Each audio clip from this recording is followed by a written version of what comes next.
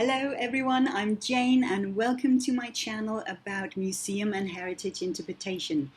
Today I want to address two of those terms that are often linked with museum interpretation. You come across a lot of them like relevance and meaning making and so on, and often they're used to describe or to define interpretation. The two terms I want to address today are communication and storytelling, and I have chosen to link them together because I find they quite often go together. And I would like to try and explain why I think that is. But first, just to start, let's start with some definitions about what actually is communication. Not necessarily museum communication, but just communication on a general basis here. I found two definitions I think can actually help to explain this a little bit. They go: communication is interaction with ourselves, with others, and with our external and internal environments. The other one goes: communication is the act of transmitting and receiving information. Now, if you look at the second one first, it talks about transmitting and receiving. So there is an exchange going on here, which refers to back when communication really was part of trade. You could exchange goods and services and information. And this definition is not at all wrong, because that's a very fundamental way of looking at communication. The other one talks about interaction with ourselves, with others, and with our environments, which kind of refers to several layers here, which is quite an interesting way of looking at communication as well. I found it difficult to actually find definitions that refers directly to communication within a museum or a heritage or indeed an interpretation context. So when I was conducting my PhD, I kind of came up with my own, and it goes like this: museum communication is the articulation of understandings. Now, I believe that museum communication is a process as well as a concept here. So articulation is a process of formulation, transmission, transformation, interpretation, and experimentation. Understanding is a concept of meaning making, relevance, learning, experience, interaction, and participation. Together, this process and concept define the core of museum work, of approaches and responsibilities. The articulation of understanding applies to internal as well as to external museum work. Internal and external museum communication will influence each other and constantly broaden communication practices. Whether internal or external, human beings perceive differently, we respond differently, and we react differently to communication. This makes the formulation and transmission, the interpretation and transformation process of understanding experimental. Articulation as a process will influence the outcome of understandings and will place different perspectives on how museums approach and create their learning, meaning making, and interaction opportunities. It's natural to assume that this process creates a special link to exhibitions and to display work especially, and this may be true because exhibitions are probably the most direct way of interacting with visitors and communities for museums. However, communication is never a one-way process. Professionals and visitors will have their own individual way of perceiving, of understanding, and contributing to the communication process. Understandings formed will therefore always be subjective. They will be individual, in the same way as creation of meaning making and of relevance will be. Now, many museums don't actually have a direct communication strategy, and if they do, it's often connected with their marketing strategy. We often hear that communication and marketing go together.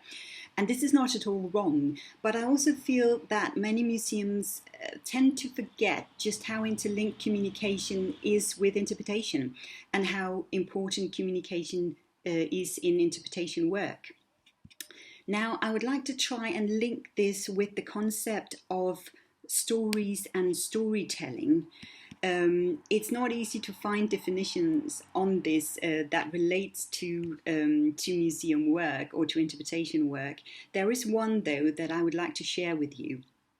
It goes, stories and experience are linked in postmodern discourses like Siamese twins. Not only do stories transform into experience, but experience turn into stories. I find this one really interesting because it relates experience directly with a story. So your experience becomes a story and vice versa. The reason for that is because of the stories we are trying to tell and to get visitors to engage with. Creating and telling stories is a practice that goes back to when humans started living on the planet. We've always told stories. Whether talking about interpretation, visitor interaction, or communication, any museum essentially want visitors to participate in its stories. And this requires creativity and a firm grasp of what can be communicated and what can be understood. A story can be defined as being many different things at the same time. I've tried to come up with a definition of storytelling and of stories that I hope makes sense in a museum context. So I believe a story or storytelling can be defined as a narrative that creates engagement. A narrative is essentially a structure that can be based on emotional, learning, educational, interactive, individual or social, imaginative, fictive or non-fictive, digital or non-digital, subjective or objective engagement. It gains attention by evoking feelings, memories and curiosity. This links the concept of storytelling directly to the definition of communication, I think, because although a story does not always make meaning, and it doesn't always have to in order to be engaging, understanding can only develop when something makes sense. Articulating understanding happens through a structure that stimulates memories, feelings, and/or curiosity. This structure most often takes the form of stories. Sometimes we are aware of them, although they can also very much happen on an unconscious level. Telling stories has always been part of interpretation. However, visitors also make up their own stories, which is another part of the storytelling process, really. The more museums interact with visitors, the more detailed and complex, really, their stories become. This is the advantage of interaction that many museums try to build on. Stories are used to illustrate points, to remember things, and to engage audiences. However, the power of storytelling lies in the fact that it provides methods for emphasizing meaning, understanding, and feelings. Over the past few decades, the psychology behind storytelling has begun to show how stories influence the human mind as well. Stories, whether they are fiction or non-fiction, sometimes seem to influence our attitudes, our fears, hopes, values, and so on, much more than academic writing, which is usually created to persuade through argument and evidence, sense and reasoning. Often the mind tends to be more critical or skeptical when engaged in factual reading, whereas the intellectual guard, I feel, tend to be lowered when the mind becomes emotionally engaged. Content is therefore something you share, whereas a story is something you want to retell and something that you want to make personal. So these perspectives make storytelling a powerful tool in interaction activities and in creating engaging interpretation. I have a feeling that many younger museum professionals will gain a much stronger understanding of these terms. It wasn't really something that was discussed much when I started studying this, which is a shame really, because it seems like such a fundamental thing to link to interpretation, I think.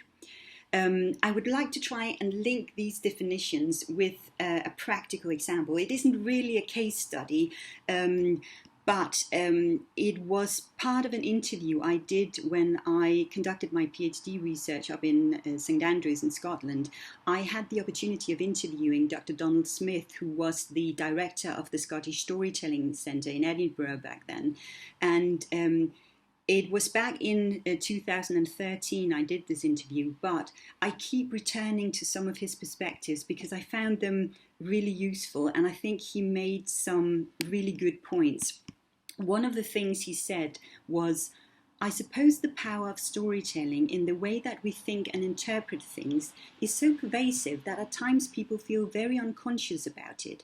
And in a way you can understand that because it forms so much of the communication that sometimes people find it so hard to step back and say, okay, so what kind of narrative, what kind of storytelling are we doing?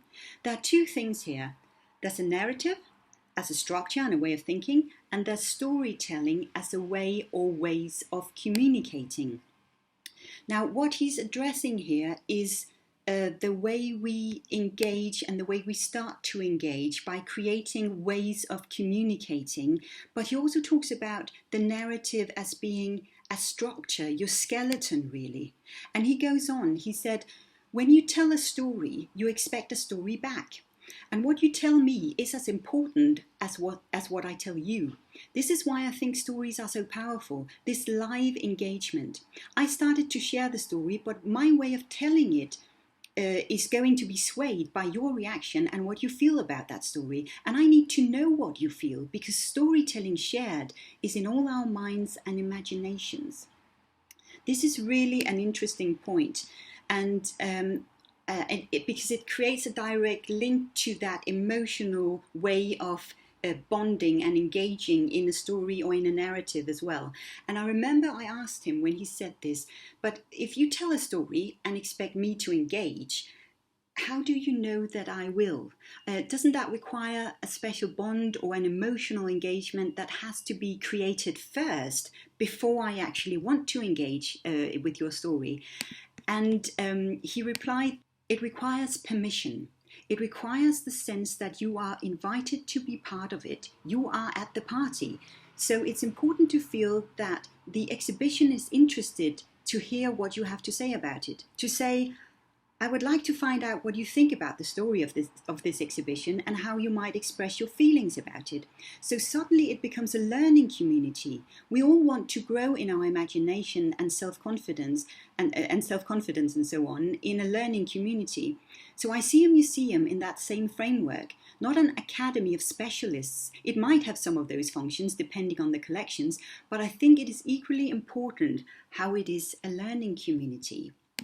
This is really, I think, a powerful statement because he's also talking about museums as social places here, as places that create a safety and a trust between visitors and the experts, really. And within that trust, you can grow stories together.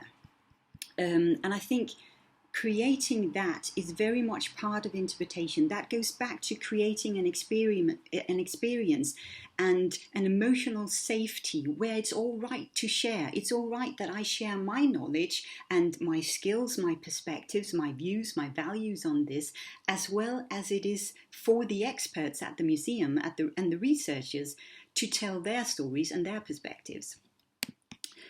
Now, all this and much more I would like to talk more about in upcoming videos. Let me know what you think. Please subscribe, like, comment, and let's start sharing some more.